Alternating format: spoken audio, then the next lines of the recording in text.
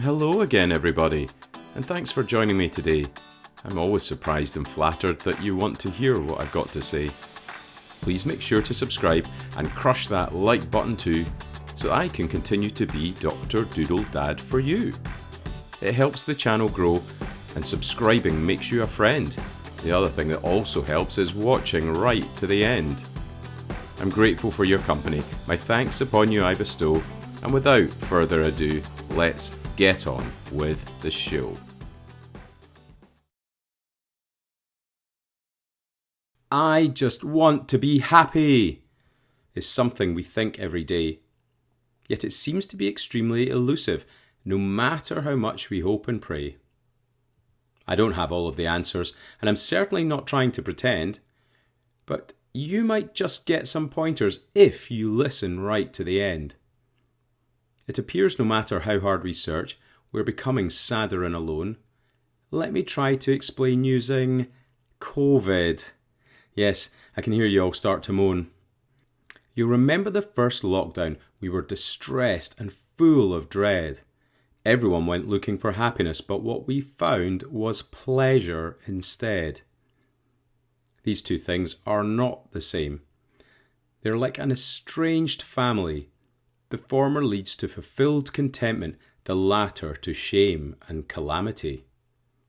So why don't we start with pleasure, which is driven by our dopamine, also known as the reward hormone. Listen on and you'll see what I mean. Our stress, worry and isolation led us down this tempting dark path, which left a wake of destruction from the toxic dopamine aftermath. We ate too much and stayed up late, shopped online and gambled away our fears, smoked more cigarettes and drugs than ever. Alcohol deaths increased for the first time in years. Personally, I ate pizza every single day. Sometimes this was even twice, and I put on almost 20 kilograms. Perhaps twice was actually thrice. Loss of our social liberties is where I directed my blame, but all I was doing through eating was reinforcing my cycle of shame. I wasn't sure how to stop it, or where I should draw the line. And no matter how much I hated me, at least I felt good at the time. Just let me offer an apology here, as this doom and gloom is a bit weary. If you hang on just a little longer, I promise this will become more cheery. So what's the purpose of dopamine, this hormone that I so crave? Well, it likely helped us to survive and keep our species out of the grave. It really enhanced our memory when we found something sweet to eat. Remembering where the honey and berries were, evolutionarily that would be hard to beat. It's a driving force in procreation and augments your will to compete, improving attention and complex learning, all making our existence more replete. This all sounds pretty cool, right? So what is it that has gone wrong to this exquisite reward-based system that's been driving humans along? Nowadays it's been completely hijacked, and for every high there must be a down. It's released by all those unhelpful things we wallowed in during the lockdown. Sugar and sweets and using drugs and highly processed junk food, all kinds of noxious substance misuse, so basically things that aren't good.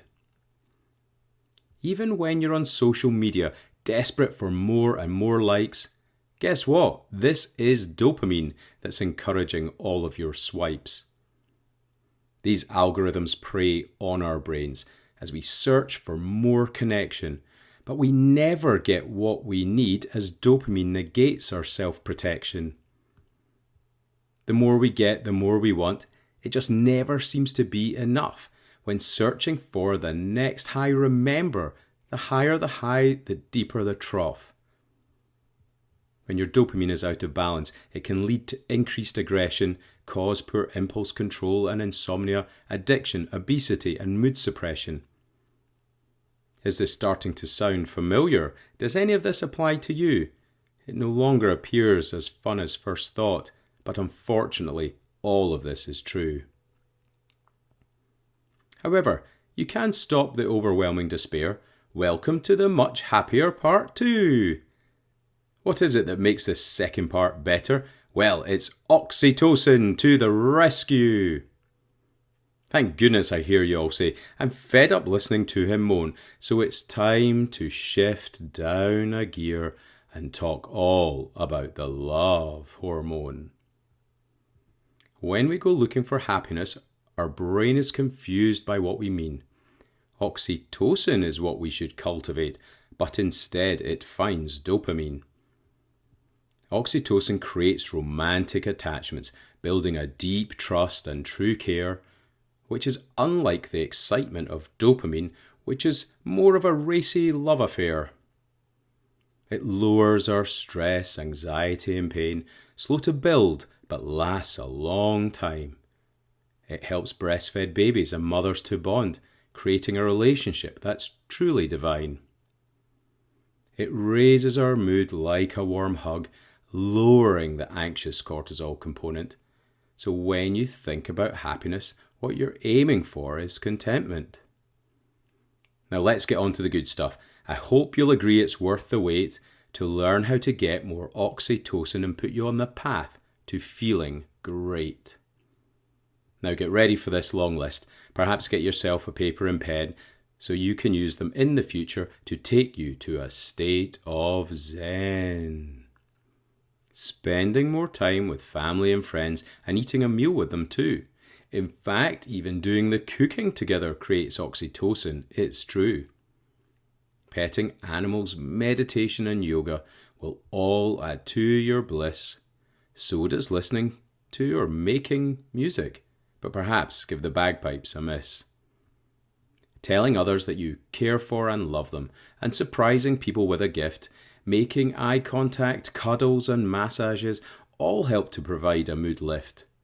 Immerse yourself in the outdoors and try a bit of forest bathing. Soak in the tub, read a good book. They all build to feeling amazing. Have a shared experience with friends and try proactive empathic living. Do nice things for others and be of service. Generally try to be a bit more giving.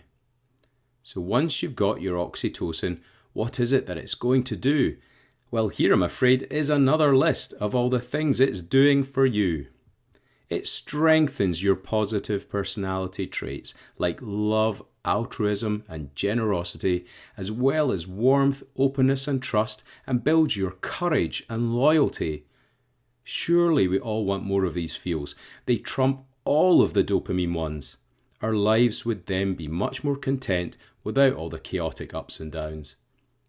So how can I know if I'm doing it right and which hormone my actions are chasing?